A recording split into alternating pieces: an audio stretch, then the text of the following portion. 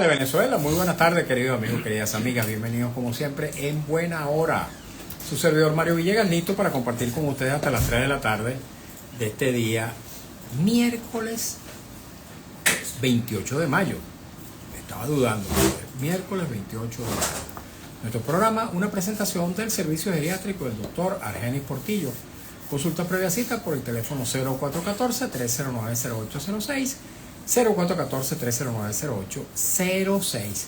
Y continuamos, amigos, evaluando el resultado de la muy reciente convocatoria electoral del 25 de mayo con algunos de los protagonistas de ese acontecimiento político electoral y también con especialistas para que nos hablen del balance que tienen de aquella fecha, la importancia que esa fecha tuvo y tiene para la vida venezolana, cuál es la importancia de ella y por supuesto cuáles son las expectativas con vistas hacia el futuro en este año, que también sigue siendo año electoral porque está todavía en cartera la convocatoria de una elección de alcaldes y concejales, puesto que su periodo también vence el año que viene. De modo que este año en algún momento habrá una convocatoria para la elección municipal. Y adicionalmente a eso, aunque ya se ha rumorado que esa reforma constitucional que pretende el gobierno seguramente va a ser planteada ya para el año que viene y no para este, también por supuesto ese también es un tema que concita el interés de los venezolanos. ¿Qué va a pasar con la constitución de la República Bolivariana de Venezuela? La mejor constitución del mundo, tal como los propios chavistas y el propio Chávez la calificaban. ¿Cómo es eso que entonces ahora la constitución no sirve y la van a cambiar? En su momento, en el año 2007, Chávez pretendió modificar 69 artículos. El pueblo venezolano le puso la mano en el pecho y le dijo que no, y defendió la constitución de 1999. Ahora los sucesores de Chávez, con Nicolás Maduro al frente, pretenden también cambiar esa misma constitución. Y se dice que hay una propuesta de unos 80 artículos que estarían orientados según la información extraoficial, porque hasta ahora no hay información oficial al respecto. Según parece, esos artículos están orientados a la creación de lo que se denomina, o lo que ellos mismos han denominado el Estado comunal, que al parecer, según voces de la oposición, buscaría borrar los mecanismos de gobierno institucionales que existen hoy a nivel regional y municipal. Pero bueno, no soy yo quien va a estar hablando de estos temas hoy. Yo me limito a presentar el contexto en el cual vamos a tener una conversación con un dirigente político, dirigente del MAS, del Movimiento al Socialismo, secretario general y quien acaba de ser electo diputado suplente. Estaba en el puesto séptimo, si mal no recuerdo, de modo que en vista de que esa plantilla de candidatos que presentó la alianza de Un Nuevo Tiempo con Unión y Cambio obtuvo 6 diputados principales por la lista nacional, entonces pasa a ser nuestro invitado Felipe Mojica, el primer suplente. Bienvenido, Felipe. ¿Cómo estás, Mario? ¿Cómo están las cosas? Bueno, tú las conoces mejor que yo, o tanto como yo. Yo creo que hasta más.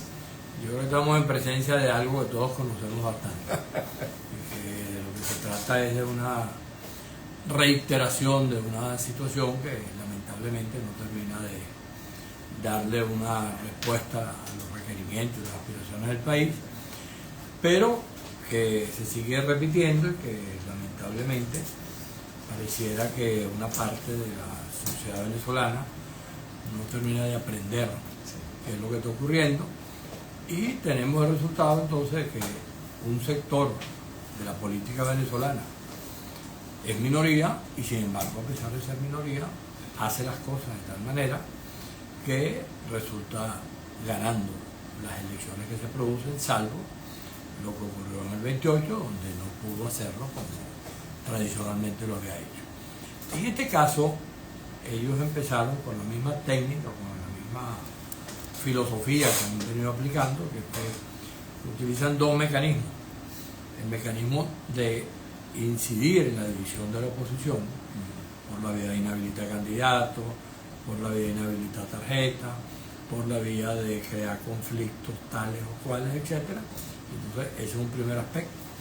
Y el segundo aspecto que convive con ese es el de insistir permanentemente en que se genere la abstención en el campo opositor. Esa combinación letal de división con abstención genera finalmente unos resultados que no es esta la primera vez que ocurre.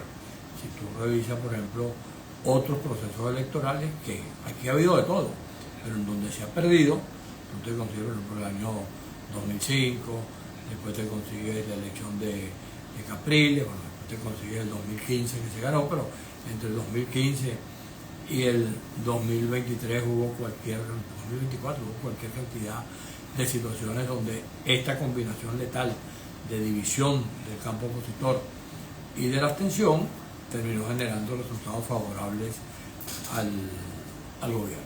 Felipe, el lunes, hace un par de días, tuve como invitada a Mercedes Malavé, comunicadora social, dirigente política y también ex candidata, porque ella fue candidata de la oposición en el circuito Baruta, Chacao y Latillo, Leoncio Martínez. Ella hizo una aseveración que me gustaría saber si tú compartes. Ella dice que estos sectores democráticos que participaron en el proceso electoral, sectores de oposición democrática, resultaron derrotados electoralmente, pero no políticamente. ¿Tú qué opinas? Bueno, yo creo que estamos en presencia de un hecho en el cual, por supuesto, y por ahí comencé lo que te dije, que era que una minoría, siendo minoría, sin embargo se lograba convertir en una mayoría electoral. Eso no quiere decir que sea mayoría política, sino que ocurre que el cúmulo de circunstancias, donde te estoy destacando inicialmente dos, que es la de la división y la de la abstención. Pero es evidente que en el país ese sector del gobierno está en minoría.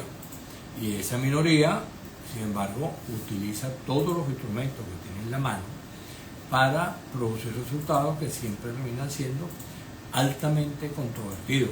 Por eso es que ella dice, y efectivamente ocurrió esa derrota electoral, pero la pregunta es, ¿fue o no fue una derrota política también para ustedes? Bueno, sí, por supuesto que lo que significa una derrota electoral se convierte también en derrota política. Sí. Así no te parezca que tal o cual cosa ocurrió, porque es lo que pasa. ¿De quién es la responsabilidad del tema de la división? ¿De quién es la responsabilidad del tema de la abstención? De los sectores opositores, porque es evidente que la decisión de yo confrontar, de yo enfrentar, de no poder convivir con otros sectores, bueno, creo que iban no sé cuántos candidatos por región, no sé, que eran 7, 8 candidatos opositores para las gobernaciones. En cada gobernación, imagínate lo que eso significa, y bloques opositores que creo que iban 5 o 6 a los efectos parlamentarios.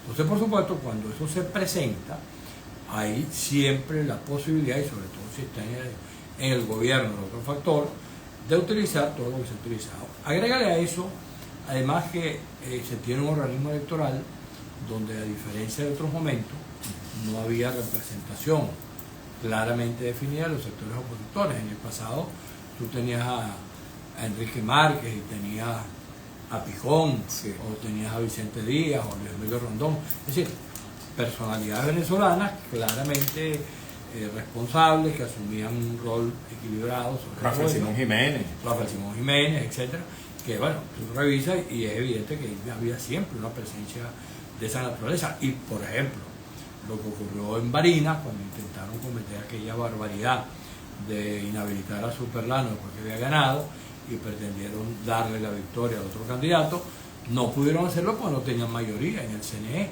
porque una barbaridad de ese tipo, había 3 miembros que estaban dispuestos a acompañarlo. Entonces tuvieron que, a juro, repetir un proceso electoral que no debe haber sido nunca repetido, sino simplemente proclamar a Superlano, pero bueno, repitieron el proceso con resultados que sabemos en aquel momento. Ganó Garrido, a pesar de todas las cosas que hicieron, y el país votó. En Barinas, los barineses votaron de la manera que votaron. Entonces, ¿qué ocurre? No tener una representación clara más allá de que haya un organismo electoral donde las personalidades que tengan allí sean respetadas, pero ninguna está ubicada claramente en el campo de lo que pudiera entenderse la representación opositora. Recuerda que el CNE siempre se ha tratado de que sea plural, Sí. que tenga una representación donde las distintas organizaciones políticas estén representadas. En la época de la Quinta República los partidos tenían representación De la cuarta. pero a partir de los votos Sí. que obtuviesen. Bueno, eso cambió, ahora se elegían miembros vinculados a los sectores opositores. Bueno, eso en este momento no existió. Entonces, por supuesto, es una situación sumamente compleja. Hay otro tema que está en discusión, que hay que revisarlo con mucho cuidado para ver exactamente de qué se trata, que es cuando se aplica el número de votantes y se toma como referencia ya no el registro electoral, Total. sino ahora un registro electoral que se llama registro electoral activo. Yo justamente iba a apuntar hacia ese tema porque te quería interrogar acerca de si esos resultados que ha presentado el Poder Electoral, el Consejo Nacional Electoral, si esos resultados son confiables, porque tú dices que el gobierno, tanto esta política del gobierno de dividir a la oposición, de destruir a la oposición, de suprimirle tarjetas, de inhabilitar candidatos, de impedirles alianzas, etcétera, sumada a la abstención, hace que el gobierno, que es minoría, termine logrando una mayoría electoral. Te pregunto, ¿ciertamente esos resultados que ha presentado el Consejo Electoral se corresponden con el resultado de la votación física en las máquinas y en las cajas electorales? Bueno, a esta altura es complicado dar una respuesta precisa, porque, por ejemplo, fueron proclamados ya gobernadores, y fueron proclamados también la lista nacional de la Asamblea, Y hasta ahora no han publicado los resultados. y no se tiene actas. Entonces, por supuesto, lo primero que habrá que esperar es si esa proclamación se corresponde con actas que en algún momento tendrán que presentar. Han ido apareciendo boletines del CNE donde dicen, bueno, el resultado de Miranda, el resultado de aquí o de allá, pero son resultados que no tienen el Parciales respaldo. y... No tienen el respaldo de las actas, más allá Ok. que sean parciales, no tienen el respaldo de las actas. Entonces, ¿qué es lo primordial aquí? Lo mismo que ocurrió en la elección del 28 de del julio. 28 de julio. Bueno, hay que exigirle al organismo electoral, dentro de su responsabilidad, que presente las actas para saber efectivamente si lo que pasó allí pasó. Porque está el tema de las actas por una parte. Ya sabemos que las actas en otra época, cuando no existía todo el tema tecnológico, cuando la controversia era de otra naturaleza, se hablaba y se decía que donde no haya testigos, no hay votos. Y por supuesto se hacía un Acta esfuerzo, mata votos. y también aparecía como una consecuencia de eso que el acta mataba votos. Entonces ya sabemos que en aquella época hay cualquier cantidad de cuentos, de situaciones que se produjeron, con votos nulos que aparecían un momento aquí y después parecían cargados en los partidos. Bueno, toda la historia de eso, pero entonces resulta que ahora tú tienes una circunstancia en la cual ni siquiera tienes la posibilidad de que el acta mate el voto. Bueno, tienes el acta. Así es. Entonces es imprescindible que el organismo electoral presente las actas para poder tener un concepto final sobre eso y también sobre esto que hemos señalado, que es el problema de cuál es la referencia para sacar el porcentaje de votación. Si es el registro electoral que existe, que se habla de 20 y pico millones de 21 personas, millones, 21 millones de personas, o si ahora se busca una nueva cifra que nadie sabe cuál es exactamente. Para simular una alta participación, Bueno, ¿no será? bueno, es evidente que lo que te están diciendo es, primero te lo refiere directamente el vocero cuando dice la votación activa. Los electores activos. Los electores dice activos. Entonces, esos electores activos, ¿de qué se trata eso? ¿Qué es lo que permite contabilizar el elector activo? ¿La sumatoria de qué o la resta de qué? Eso no lo han explicado en ninguna parte.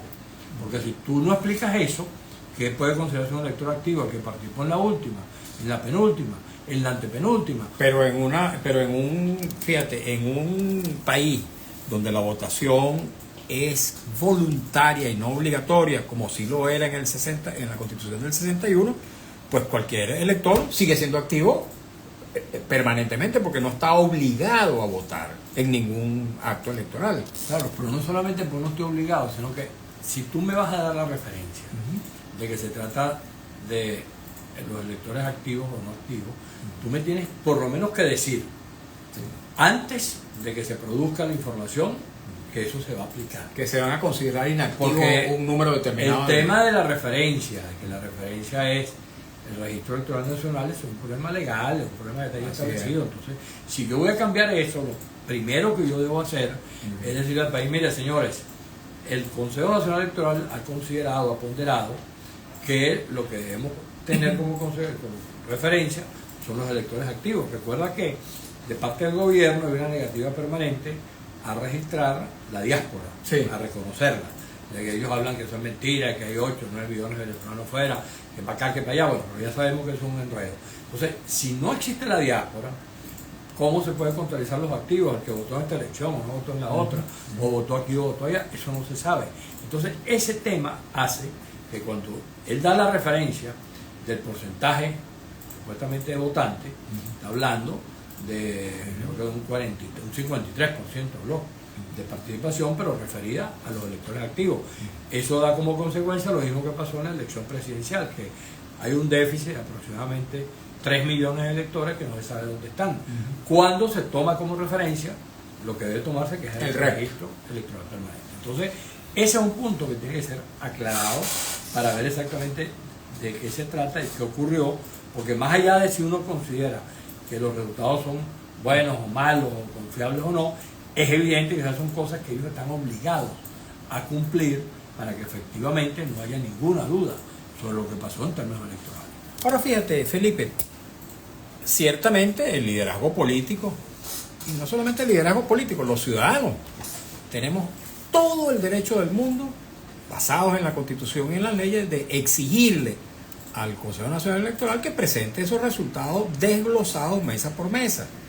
Y en última instancia, yo siempre digo que se abra el sobre número 1 que está en las cajas que resguardan el voto físico. Ahora me pregunto, si el Consejo Nacional Electoral está en mora en cuanto se refiere a la entrega de los resultados desglosados del 28 de julio, ya vamos a cumplir un año de eso, señor Amoroso, está en mora, no ha cumplido el CNE la obligación de presentar esos resultados, que además han sido requeridos por el propio Tribunal Supremo de Justicia en sentencia de la sala electoral. ¿Qué puede hacer pensar que, estando en mora con aquel resultado, ahora sí el Consejo Nacional Electoral nos pueda dar los resultados de esta elección? Obviamente hay que exigirlo, pero me pregunto, ¿podemos esperar eso? ¿Hay confianza en que esos resultados se puedan palpar? Bueno, yo creo que estamos en la obligación de exigir que eso sea presentado. Por ejemplo, hay cosas como esta. La lista nacional. ¿Quién fue o cuál fue el escenario en el cual se dijo finalmente cómo quedaba? Eran 50 diputados, ellos obtuvieron 40. ¿Cómo quedaba la lista de la oposición? Ajá. No fue una conversación de Maduro con Jorge Rodríguez antes de que el organismo electoral dijera de qué se trataba. Así es. Bueno, esas son cosas que son verdaderamente vergonzosas. Bueno, yo diría que son fuera del contexto formal de un proceso como este. Porque más allá de la autoridad que tenga Jorge Rodríguez como presidente de la Asamblea, la autoridad que tenga Maduro en la condición en que él está, es evidente. Está invadiendo el territorio del poder electoral. Es una electoral. competencia de ellos y uno pueden agarrar y decir, mira, Maduro pregunta, dime Jorge, ¿cuáles son finalmente los diputados de la oposición? ¿Y cómo quedaron? Si en ese momento no existe ni siquiera el acta emitida, y incluso, vamos a lo otro, se proclaman ayer en el evento que convoca el organismo electoral, que por cierto eso nunca se había hecho de esa manera, sino que se esperaban los resultados y después se proclamaban. Pero se proclaman ayer todos los parlamentarios electos en las listas de los grupos que postularon y tampoco se tienen las actas. Y se hace un acto público de esa naturaleza, cuando en verdad lo que debió haber hecho el organismo electoral, primero que todo, era publicar claramente los resultados para ver cómo le correspondía. Pues, por ejemplo, a estas alturas no se tiene claro, no se sabe con precisión cuántos votos obtuvo cada fórmula que participó desde el punto de vista de las alianzas que generaron, y hay otros que no se sabe cómo quedaron, si sacaron votos, no sacaron votos. Entonces, Lo menos que debió haber hecho el organismo electoral, y por eso seguimos en esto, era publicar, antes de estar proclamando a nadie, las actas. Igual ha pasado con la elección de los gobernadores. Están proclamados gobernadores, están proclamados haciendo eventos en las regiones, con las juntas electorales, pero sin que se presente, no el boletín final del Consejo Nacional Electoral, sino el boletín que yo pueda preguntar, bueno, ok, en el municipio tal se produjo tal resultado, ¿cómo hago yo para constatarlo? Que ese resultado que está ahí reflejado, como antes se hacía, fue lo que pasó en las actas, como se ha dicho siempre en la historia de Venezuela, cuando esos procesos se han dado de esa manera. Entonces, todo eso lo que hace es crear incertidumbre, que ojalá estos señores que están en la gestión del gobierno entiendan que eso, más allá de lo que les produzca como resultado electoral, les crea también una serie de dificultades políticas que no tiene sentido que el país en este momento tenga que estar necesariamente pasando por eso. Todo eso que tú estás denunciando, ¿no refuerza las tesis abstencionistas desde el punto de vista de, digamos, del descrédito en el que ha caído el poder electoral? Pero yo te insisto en que el tema de las tesis abstencionistas y el tema del descrédito, en otras oportunidades en que ha ocurrido esto, se le ha dado al gobierno la posibilidad de hacer las cosas muy fáciles. Por ejemplo, 2005, ¿cuál fue la tesis abstencionista en aquel momento? Todavía la estamos padeciendo, bueno, por cierto. Supuestamente había que deslegitimar no ir a votar para deslegitimar la asamblea, porque supuestamente el gobierno no iba a poder gobernar con una asamblea donde no hubiera la representación de la oposición, etc. ¿Cuál fue el resultado? El desastre. Entonces, ¿qué es lo que ocurre?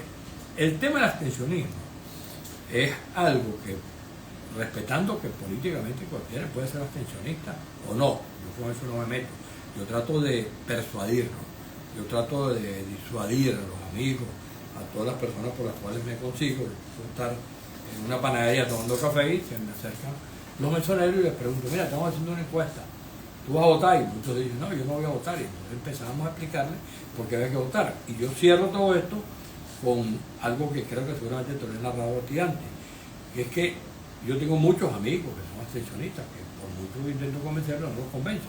Y yo les digo el domingo, mira hermano, hoy son las elecciones, mañana en la noche, el lunes, vamos a vernos en un botiquín, yo pago, para que ustedes me digan qué vamos a hacer después de la abstención.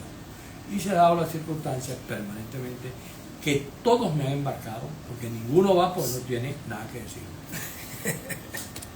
Muy interesante.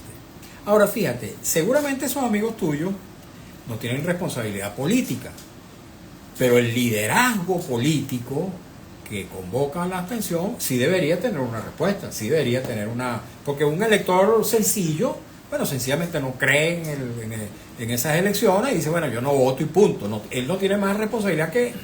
Bueno, tiene, por supuesto, tiene una responsabilidad moral sobre los problemas del país en su conjunto, de la sociedad venezolana. Pero digamos que él se representa a sí mismo. Pero el liderazgo político no. El liderazgo político sí tiene que presentarle o no al país una estrategia, un plan, una idea de qué hacer después de que el abstencionismo se haya impuesto como práctica política. Sí, por supuesto que la política no se acaba.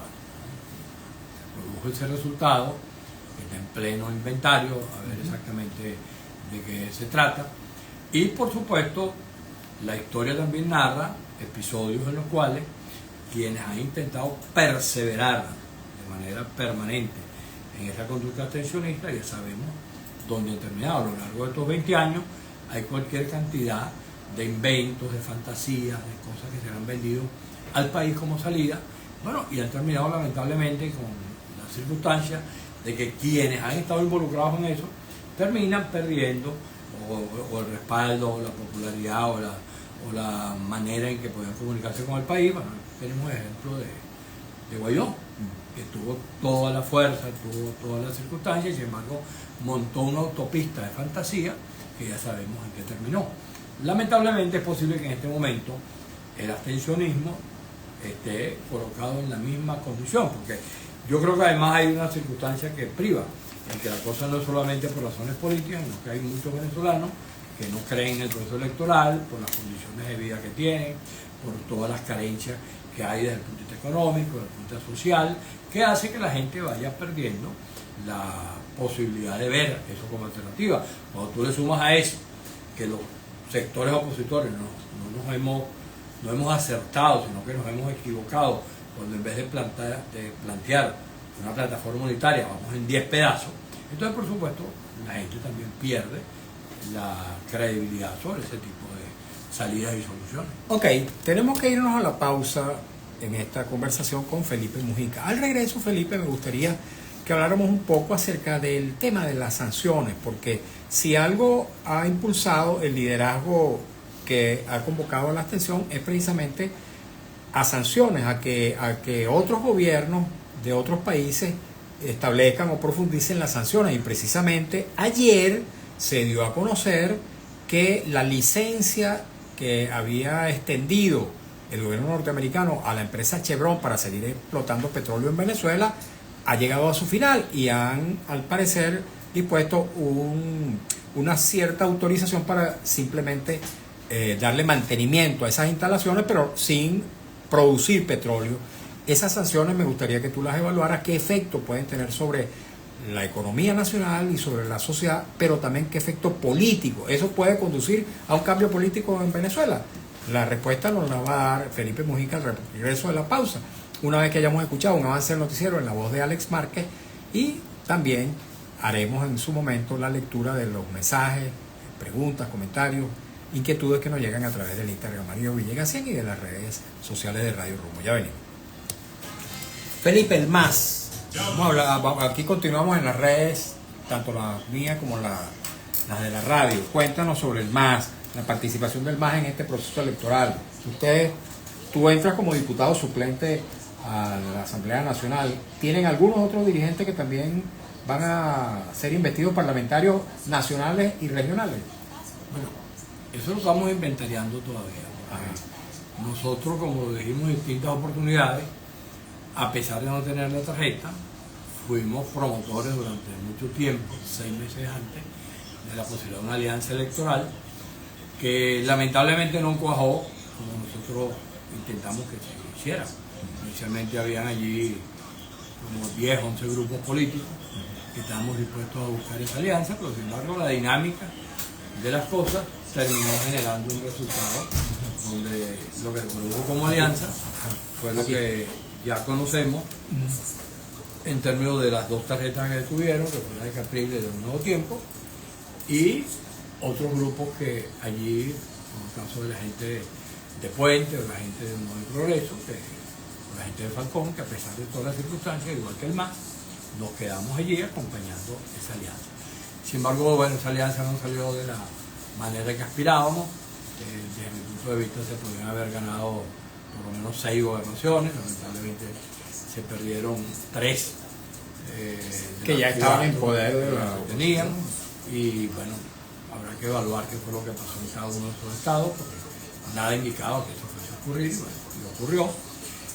No sabemos a estas alturas si hay legisladores, si hay alguna posibilidad de que haya quedado diputado por algún circuito alguien. Creo que a estas alturas nada indica que eso pueda ser, y lo que queda desde el punto de vista del Parlamento Nacional fue la ubicación mía en el 7º de esa lista y la condición de primer suplente de esa lista. Ya veremos de qué manera eso se ejerce, ya veremos de qué manera es factible que haya una incorporación, no solamente de quienes resultaron electos como principales, sino la totalidad de los suplentes, y que hay un bloque parlamentario que puedan actuar en función de contribuir a que ese Parlamento se convierta efectivamente en un escenario de búsqueda de acuerdos, de salidas consensuales, de soluciones a los conflictos que tenemos los venezolanos. Nosotros tenemos que insistir desde el punto de vista del MAS en rescatar la tarjeta, porque seguimos estando en una situación de absoluta imposibilidad e indefensión de saber de qué se trata, porque hemos preguntado no sé cuántas veces al organismo competente cuál es el estatus legal del MAS. Igual le ha hecho Puente, igual le ha hecho Uno de Progreso, y no hay respuesta. Hemos llegado incluso al extremo que ha habido comunicaciones que ni siquiera responden.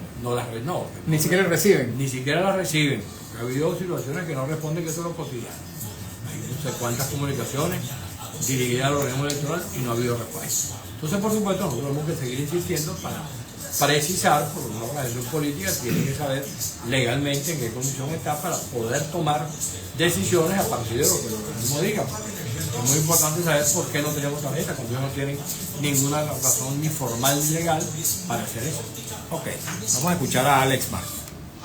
Radio Rumbo, la emisora de Venezuela, presenta la información al momento en Notirumbos, el periódico impreso en la radio.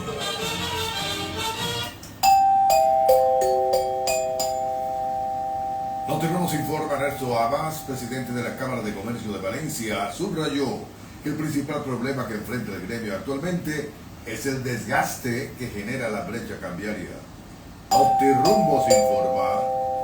El negociador jefe ruso Vladimir Medensky aseguró hoy que está listo para abrir negociaciones con Ucrania sobre el contenido del memorándum del arreglo del conflicto y las condiciones para un alto al fuego. Se alzaron los transportistas que cubren las rutas Brisas Pro Patria, kilómetro 12, Boquerón. Están cobrando 30 bolívares por pasaje. No perdonan a nadie y ni la alcaldía ni el gobierno de Caracas hacen nada por los vecinos de la zona. Informó Notirumbos. 2:32 minutos, hora Rumbos, la emisora de Venezuela.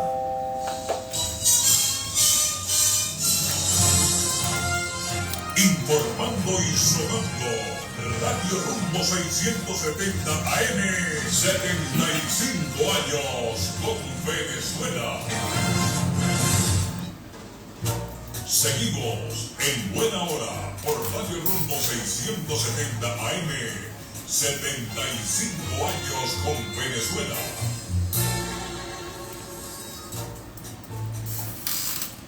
Los invito, amigos y amigas, a buscar lápiz y papel para que tomen nota del número telefónico del doctor Argenis Portillo. Este número le puede resultar de mucha utilidad.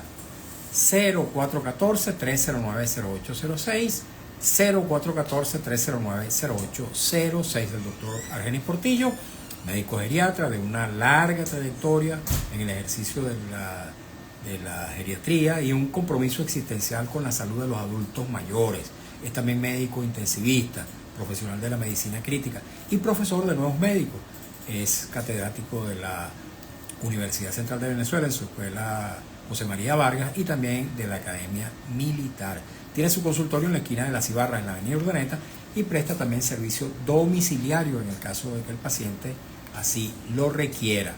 0414-309-0806, lo recomiendo ampliamente.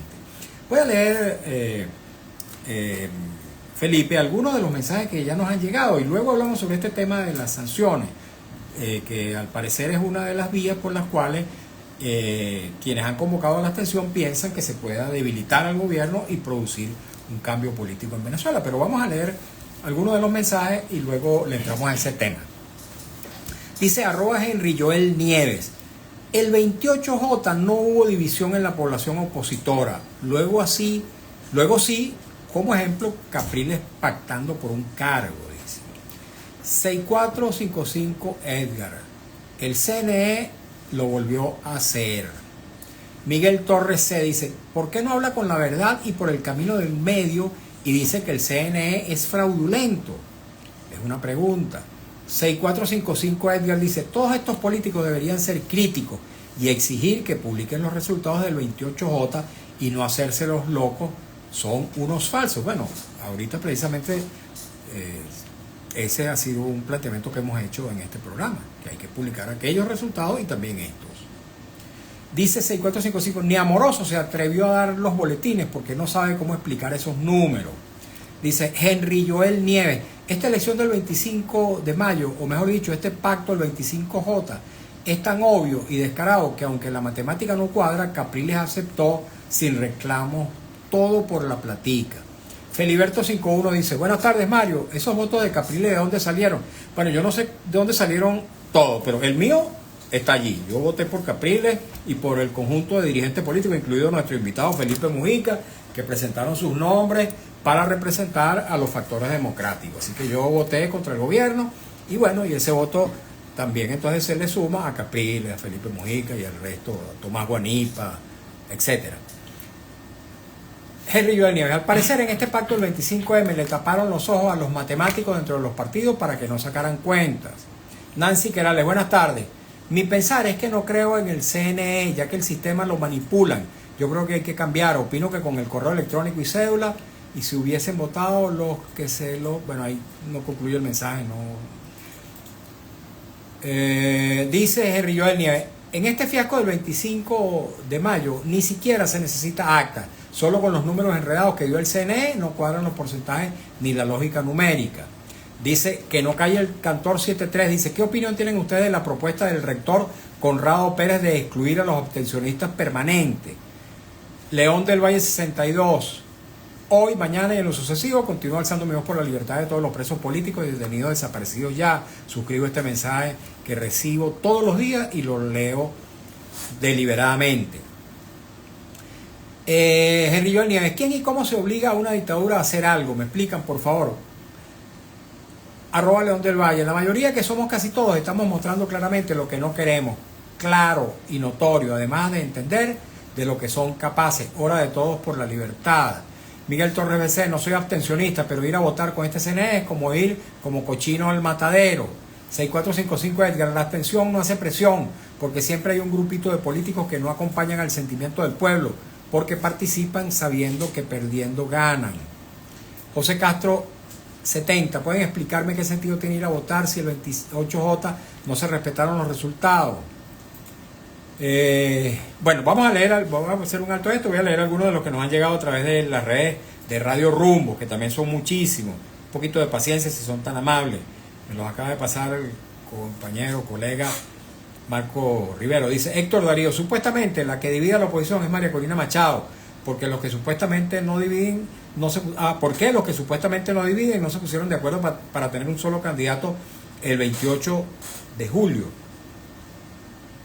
Oscar Ignacio dice, no se puede ser tan ingenuo, seguir creyendo que esta gente va a actuar de acuerdo a la ley. Marilda G dice, yo también voté y no soy vendida.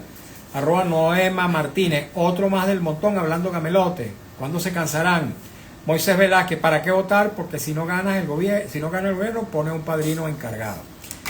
Tu respuesta a estos comentarios, luego le entramos al otro tema y si nos queda tiempo leeremos más mensajes.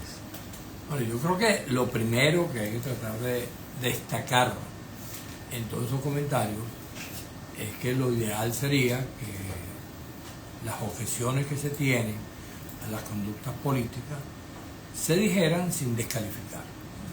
Porque es evidente que en el campo opositor se ha impuesto por diversas razones, por los grupos, por todo lo que significa el WhatsApp, o Telegram, todo lo que implica todo eso, un estilo que evidentemente no nos lleva a ninguna parte más allá de la descalificación.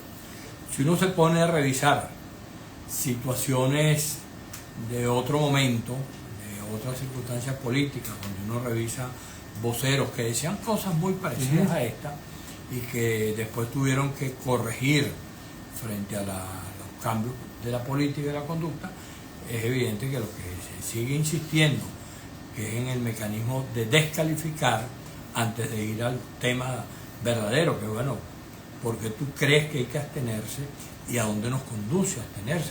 Y yo defiendo, porque yo creo que hay que votar y a dónde nos conduce votar. Pero yo tengo que defenderlo sin descalificar a nadie que sea abstencionista. Te acabo de comentar cuál es mi conducta con ellos. Yo más bien lo que trato es de persuadirlo de que su conducta yo la respeto, pero que lamentablemente después que se produce la abstención, no hay ninguna cosa diferente que se proponga ni que se haga, ni por parte de los que no fueron a votar, ni por parte de que los están proponiendo. Entonces creo que todo ese grupo de mensajes, lo primero que debería es tratar de quitarle dos y eliminar la descalificación, porque la política va a continuar.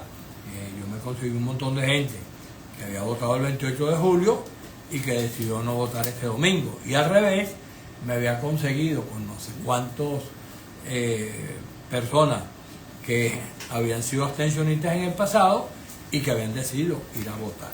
Lamentablemente se produce un resultado que genera el conflicto, la pelea, no solamente entre los políticos, sino también entre los ciudadanos, porque es una responsabilidad compartida. Ojalá podamos ver hacia adelante y podamos entender que esta divergencia no tiene que ver con el final de nada, sino que la política sigue.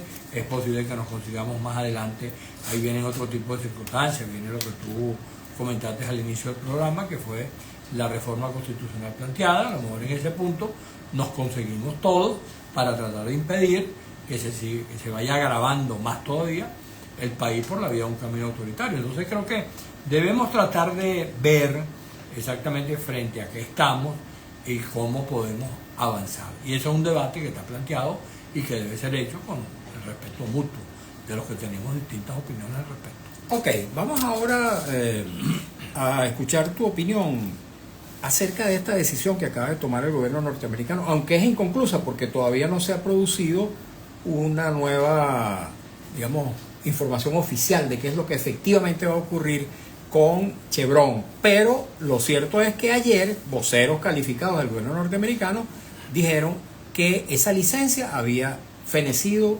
ayer. ¿Qué va a pasar con eso? ¿Qué impacto puede tener eso? No solo en la economía venezolana, en la economía de los venezolanos, sino también en la política. ¿Puede tener eso algún efecto sobre el cambio político al que aspira buena parte de la sociedad? Nosotros hemos dicho reiteradamente que lo de las sanciones es un instrumento que, como está demostrado a lo largo de la historia, lo utilizan contra gobiernos autoritarios, no es el caso venezolano, es utilizado contra los cubanos, contra los nicaragüenses, contra gobiernos africanos, gobiernos que han estado por allá, por la vía de los musulmanes, etc. Ha sido utilizado de mil maneras. ¿Cuál es el resultado de eso cuando uno evalúa cuántos gobiernos han terminado como se aspira por la vía de la aplicación de las sanciones? Ninguno de manera precisa.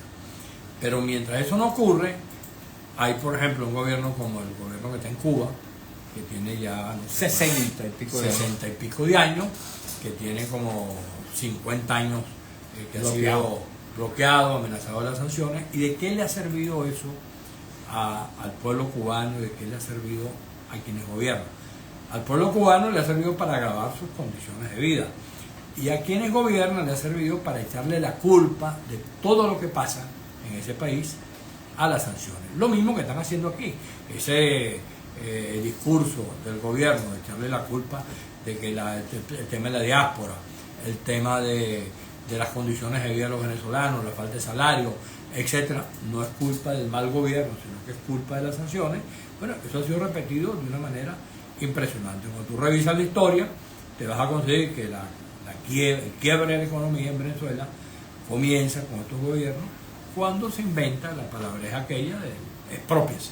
A partir del exprópiese desapareció la economía de mercado, desaparecieron centenares de empresas, se acabó el crédito, se acabó la posibilidad de que nosotros pudiéramos comprar una nevera, una cocina, un apartamento, una casa a crédito, que era algo que en el pasado se hacía. Ni a crédito ni de contado tampoco. Por eso.